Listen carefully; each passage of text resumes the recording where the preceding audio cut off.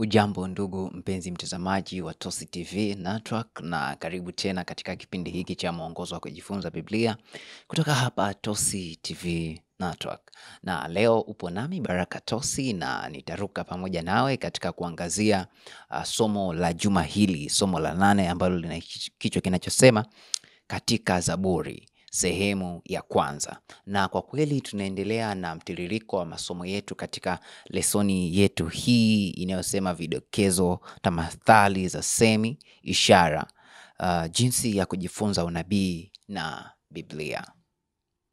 Na kabla hatujaendelea kabisa, hebu tupate ombi. Tuombe. Baba yetu mtakatifu, asante sana kwa wasaa huu ambao umetupatia ili tuweze kujifunza neno lako. Fungua akili zetu, tusaidie tuelewe kile ambacho unahitaji kutufundisha, katika jina lako Yesu Kristo. Amina. Na ndugu mpenzi mtazamaji, kama nilivyokwisha kukuambia kwamba tupo katika somo la 8 ambalo lina kichwa kinachosema katika Zaburi, na tupo katika sehemu ya kwanza. Fungu la kukariri linatoka katika kitabu cha Ufunuo 14 fungu la kwanza, nalo limeandikwa: kisha nikaona na tazama, huyo mwana-kondoo amesimama juu ya mlima Sayuni, na watu 144,000 pamoja naye, wenye jina lake na jina la Baba yake limeandikwa katika vipaji vya nyuso zao. Hilo ndilo fungu la kukariri. Katikati ya Biblia kuna kitabu kinaitwa Zaburi, na Zaburi ni kitabu ambacho kimejazwa shuhuda za sala na sifa ambazo watu mbalimbali walimpatia Mungu. Kuna wafalme walioandika, lakini pia kuna manabii walioandika humo, na wote waliimba na kufurahia mashairi mazuri kabisa kwa ajili ya kumsifu Bwana. Na katika kitabu cha Zaburi kuna mambo matatu makubwa ambayo tunayaona yamesheheni katika kitabu hicho. Jambo la kwanza, tunaona sifa. Tunaona wanaimba sifa kwa kumsifu Muumba na Mwokozi. Lakini washairi hawa pia, jambo la pili, wanamlilia Bwana. Na wanamlilia kwa nini? Wanamlilia kwa sababu ya mambo kadha wa kadha ambayo wanayaona yanaendelea katika ulimwengu, na wanaita wito kwa ajili ya hukumu kufanyika. Lakini pia tunaona wanaweza kuomba juu ya miale ya kiunabii kutimia juu ya mwisho wa wakati.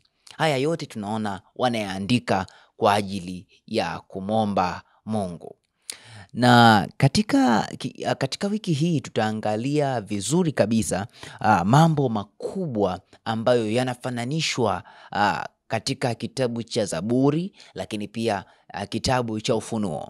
Tutaangalia ufanani wa kiunabii, lakini pia tutaangalia kinaganaga namna gani kitabu cha Zaburi kinaeleza juu ya unabii wa siku za mwisho, na ni namna gani kitabu cha nabii pia kinaonyesha, yani kinakuwa kama kivuli juu ya mambo yajayo. Hayo ndiyo tunayoenda kuangalia vizuri kabisa katika juma hili. Lakini pia tutaangalia nyimbo na mashairi yanaelezaje juu ya masuala ya kiunabii kama yanavyoelezwa katika kitabu cha Zaburi. Basi tutakuwa na mada kadha wa kadha hapa, na mada ya kwanza itakuwa inasema kuhani wetu mkuu, na mada ya pili itakuwa ikisema juu ya mlima Sayuni. Mada ya tatu itakuwa ikisema sheria mioyoni mwetu. Mada ya 4 itakuwa ikisema tutaangalia Zaburi 5, na hatimaye tutaangalia wafundishe wakosaji jina lako. Na tukianza na mada ya kwanza kabisa hapa, mada ambayo inaitwa kuhani wetu mkuu. Hapa tunaona patakatifu panazungumzwa, na tunaangalia patakatifu pa mbinguni na patakatifu pa duniani pakiongelewa kinaganaga vizuri kabisa. Musa alipopewa amri na Mungu, alipopewa agizo kwamba anatakiwa apatengeneze patakatifu, hakubuni ramani yake mwenyewe, hakujitengenezea kile ambacho alikifikiria yeye, labda kuwatafuta wasanifu kadha wa kadha waliokuwepo katika kipindi chake ndani ya wana wa Israeli ili waweze kubuni waweze kubuni patakatifu au hema ya patakatifu, lakini sivyo ilivyokuwa.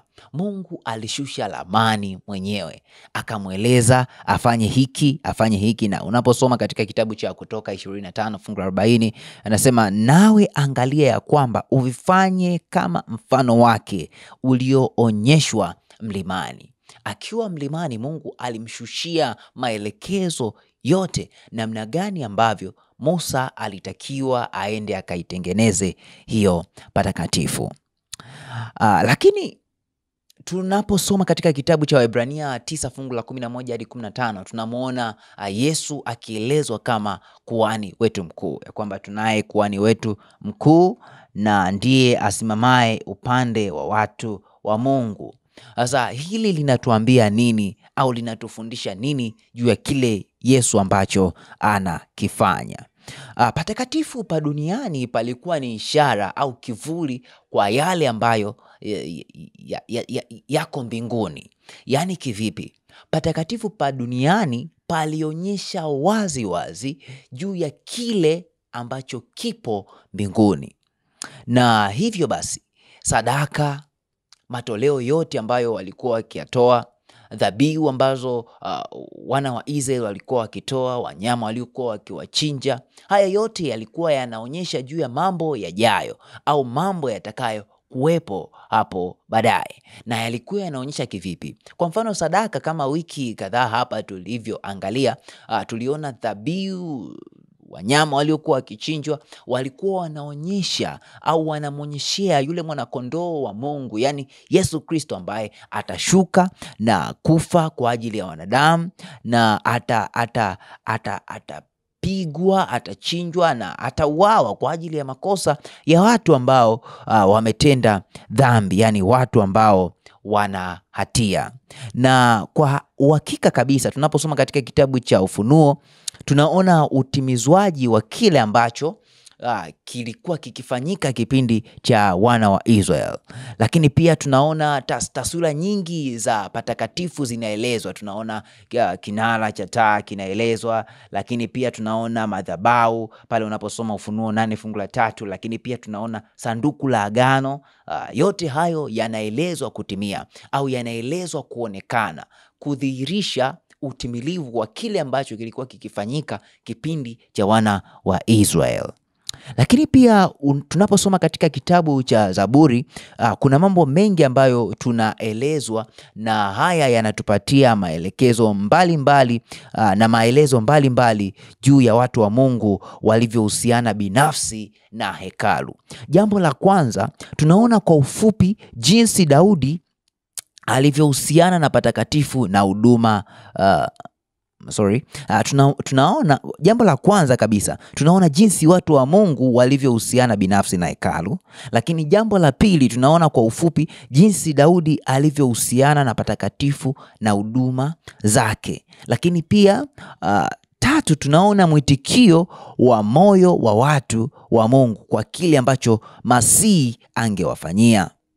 Na haya yote tunayaona katika kitabu cha Zaburi, na hasa tunaposoma katika kitabu cha Zaburi 122. Na hapa tunaona kwanza unapoanza Zaburi 122 nakwambia, nalifurahi waliponiambia twendeni nyumbani kwa Bwana. Kwa hiyo kitabu chote cha Zaburi 122 kinaeleza juu ya yale ambayo yanaelezwa juu ya patakatifu. Na hapa tunaelezwa juu ya sifa mbalimbali ambazo zinaelezwa pia katika kitabu cha Ufunuo, juu ya amani, juu ya sifa kwa Mungu, lakini pia juu ya hukumu tunaposoma katika kitabu cha Ufunuo. Lakini pia tunaelezwa juu ya usalama ambao utakuja kurejeshwa kwa watu wa Mungu. Haya yanaonyesha mfanano uliopo katika kitabu cha Zaburi na kitabu cha Ufunuo. Lakini mada nyingine ni mada inayosema juu ya mlima Sayuni. Na hapa tunaangalia juu ya mlima mtakatifu wa Mungu. Mlima mtakatifu wa Mungu. Mlima mtakatifu wa Mungu, yani Sayuni, Kwa Yerusalemu ya leo ulikuwa unaonekana katika eneo la magharibi la Yerusalemu. Na hata leo ukienda huko, huu mlima upo, huu mlima Sayuni. Na kwa kipindi hicho, huu ulikuwa ndio mlima ambao uliaminika kwamba ndio makao makuu ya kiti kitakatifu cha Mungu, kiti cha enzi cha Mungu, na hapa ndipo palikuwa makao makuu ya Mungu. Baadaye mlima huu, mlima Sinai au sio mlima Sinai, mlima Sayuni ulikuja kuhusianishwa na mlima Moria, na hapa panaelezwa kwamba maagizo yote ambayo watu wa Mungu, yani wana wa Israeli walikuwa yakiyapokea, yalikuwa yanatokea hapo, kwani hapo ndipo iliaminika kwamba ndipo mahali patakatifu pa Mungu. Lakini pia unaposoma katika kitabu cha Zaburi 15 na Zaburi 24, kuna maswali ambayo Daudi anauliza. Na maswali ambayo anaulizwa ni haya. Anasema, ni nani atakayefanya maskani yake katika kilima chako kitakatifu? Atakayetembea kwa unyofu na kutenda haki, wala hasemi uongo, asiye mkashifu jirani yake na kumdharau. Sasa haya ni majibu ambayo tunayaona yanakuja kutokea baada ya swali hili la Daudi, ambalo swali la Daudi lilikuwa likisema ni nani ambaye atafanya maskani yake katika kilima chako kitakatifu? Hata leo huenda tukawa tunajiuliza swali kama hilo. Ni nani ambaye atafaa kusogea karibu na Mungu? Tunaelezwa kwamba Mungu hakai na uovu. Mungu hapatani kabisa na uovu. Sasa ni nani ambaye atakaa karibu na Mungu? Na ndipo jibu linapokuja katika kitabu cha Zaburi 15. Hapa tunaona ni yule ambaye atembeaye kwa unyofu na kutenda haki, wala hasemi uongo, lakini ni yule ambaye asiyemkashifu jirani yake wala kumdhuru, wala haruhusu uovu kunenwa. Lakini pia yeye anayewaheshimu wale wanaomcha Mungu na habadiliki hata ikiwa ni mbaya. Asiyependa fedha wala hawezi kupewa rushwa. Yeye aliye na mkono safi na moyo safi, asiye na kiburi wala sio mwongo. Huyu ndiye ambaye anastahili kukaa katika mlima mtakatifu wa Mungu. Maelezo ya wale ambao wanaruhusiwa kukaa karibu na Mungu yanathibitisha undani wa sisi watu wa Mungu ambavyo tunatakiwa kuwa. Yatupasa tuwe na sifa hizi 5 ambazo nimetoka kuzisema hapa, ili tuweze kusadikika kwamba tunaweza kusogea karibu na Mungu.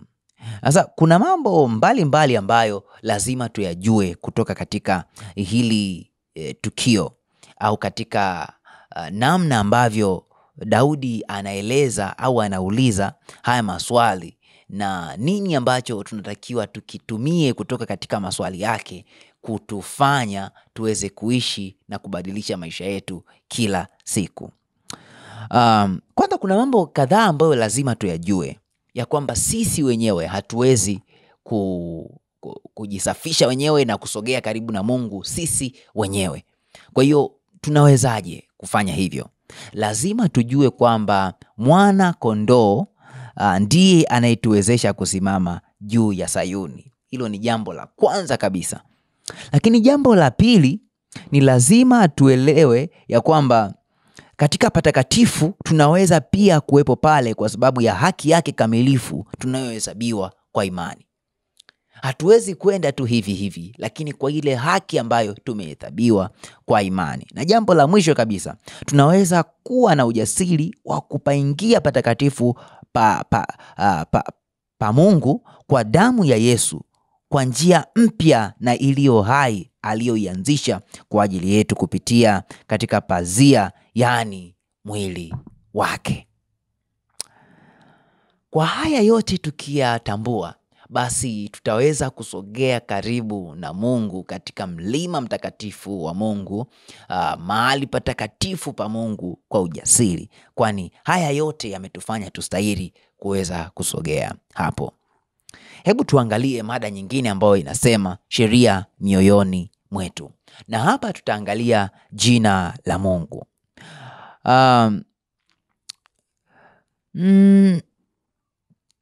Jina la Baba na la Mwana Kondoo. Natamani nisome fungu kwanza hapa katika Zaburi 119 fungu la 55. Imeandikwa, usiku Bwana nalikumbuka jina lako, ili nipate kuishika sheria yako.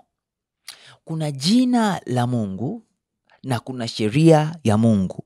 Hivi ni vitu ambavyo haviwezi kutenganishwa. Kwanza nitaanza kuelezea vizuri juu ya jina la Mungu. Kwanza, jina la Mungu halisimami tu kama jina au kama alfabeti zinazoandikwa. La hasha. Lakini jina ni zaidi ya lebo tu ambayo tunaweza tukaiona imewekwa katika bidhaa mbali. Jina la Mungu linasimama juu ya tabia yake badala ya tabia yake. Yaani unaposema jina la Mungu unamaanisha tabia ya Mungu. Kuna mambo mawili ambayo nitayaongelea tunaposema jina la Mungu. Jambo la kwanza ndo hilo ambalo nimetoka kulisema, ya kwamba ni zaidi ya lebo ambayo kwayo watu huweza kudhani kwamba inaonekana au inaitwa. Lakini jambo la pili ni kwamba hili jina la Mungu, kama nilivyokwisha kusema, linawakilisha tabia ya Mungu. Na hata leo ni hivyo hivyo. Mtu anavyokuita mtu fulani, au kuna sehemu zingine mtu anaweza akamwambia mwenzake kwamba huyu bwana ana jina zuri, huyu bwana yuko vizuri, huyu bwana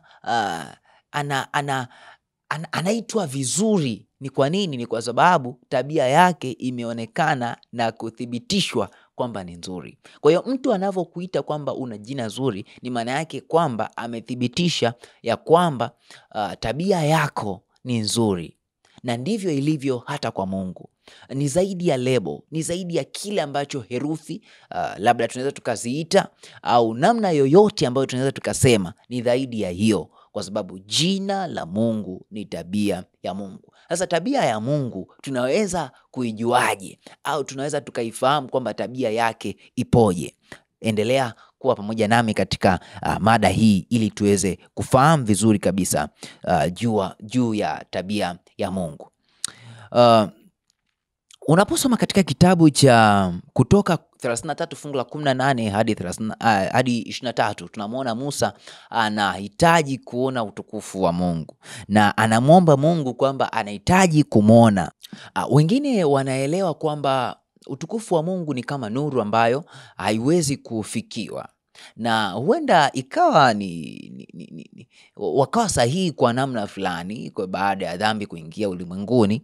Lakini utukufu wa Mungu ni zaidi tu ya udhihirisho wa wazi. Utukufu wa Mungu ni tabia yake pia, na ndivyo ilivyo hata kwenye jina lake Mungu. Utukufu wa Mungu ni kama jina lake Mungu. Na tunaposoma katika kitabu cha Ufunuo 14, tunaelezwa juu ya watu wa Mungu, na hawa tunaambiwa kwamba wazishikao sheria za Mungu na amri zake. Yaani wanaelezwa kama hawa wana jina la Mungu katika vipaji vya nyuso zao.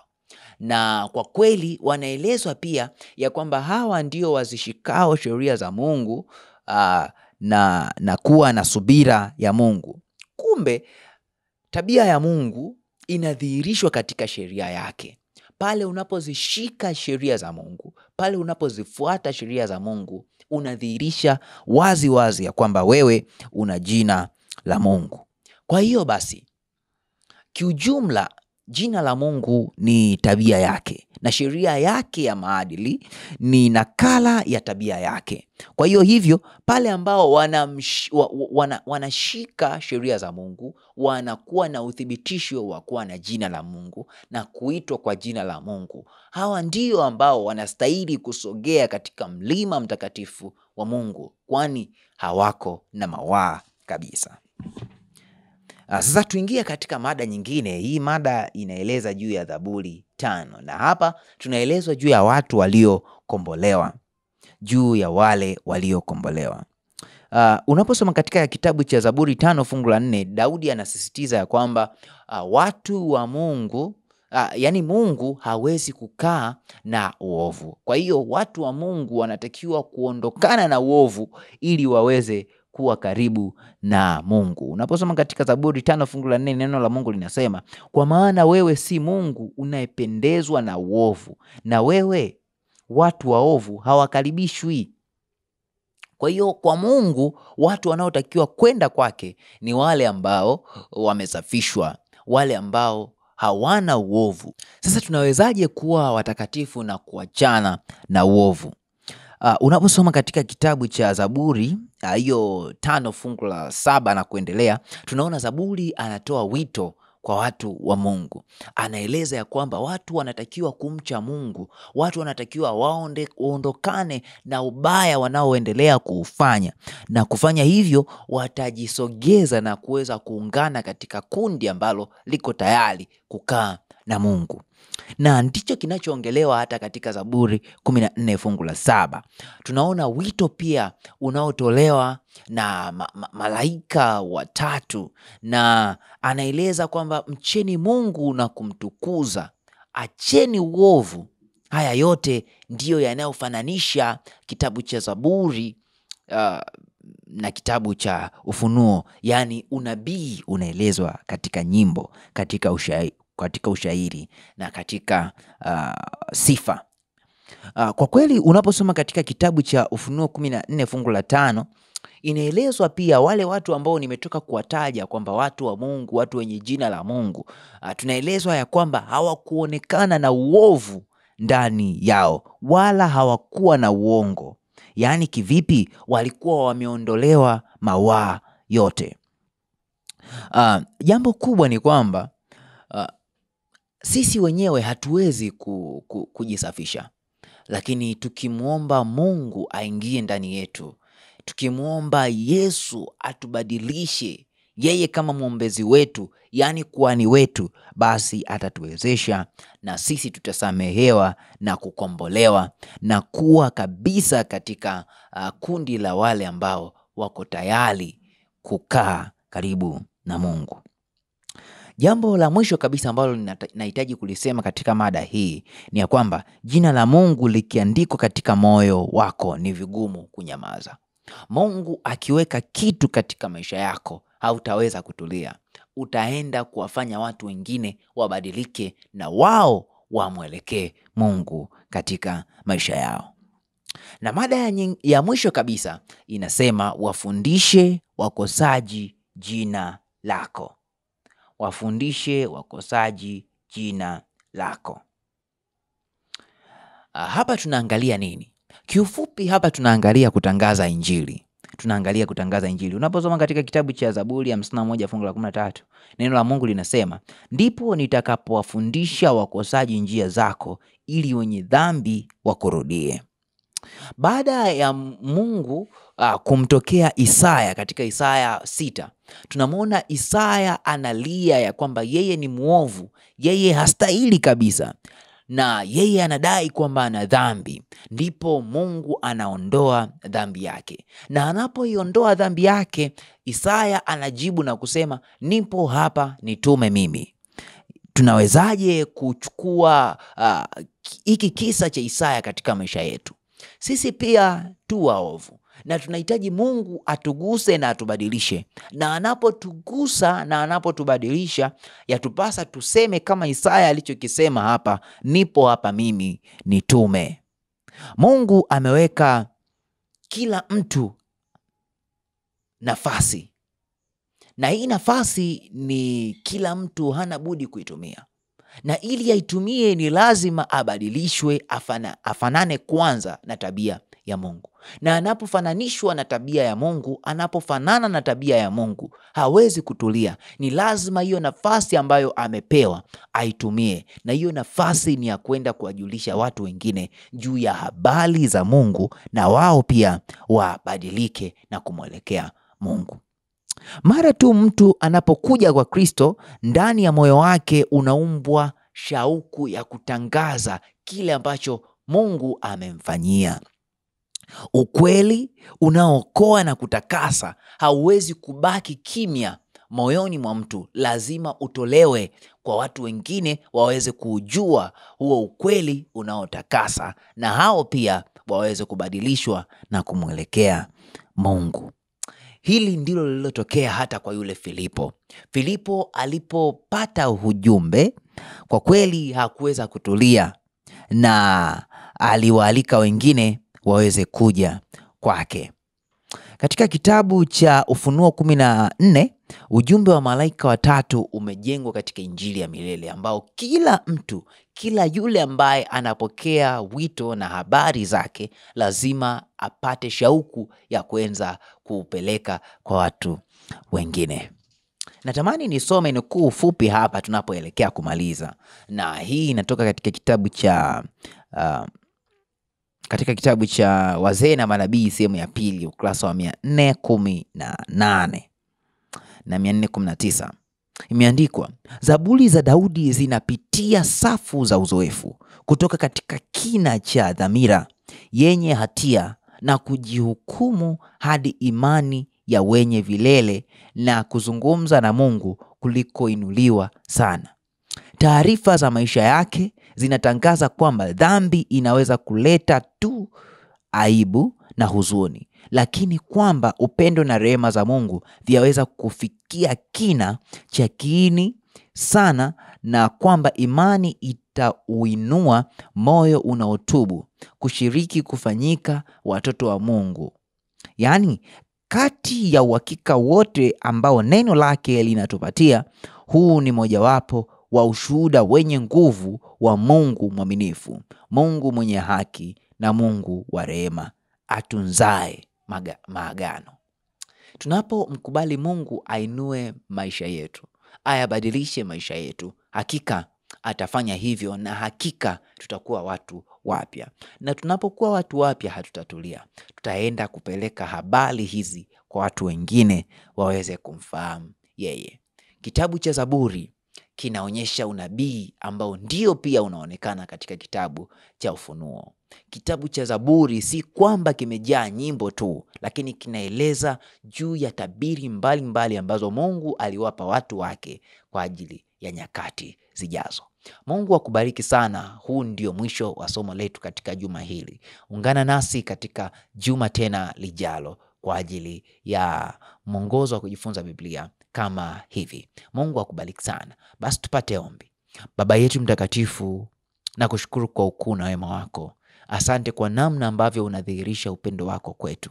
Asante kwa namna ambavyo unatuonyesha, namna ambavyo unaleta mambo kabla hayajatimia. Huu ni uthibitisho ya kwamba neno lako ni kweli na hakiki. Tuwezeshe tukutumie katika maisha yetu. Tuwezeshe tuweze kukumbuka kwamba wewe ni wa muhimu sana katika maisha yetu, na pasipo wewe hatutaweza kufanya neno lolote. Tuwezeshe tufanye mapenzi yako na tuwajulishe watu wengine katika jina lako Yesu Kristo. Amina. Basi mpaka wakati mwingine, uwe na wakati mwema. Asante.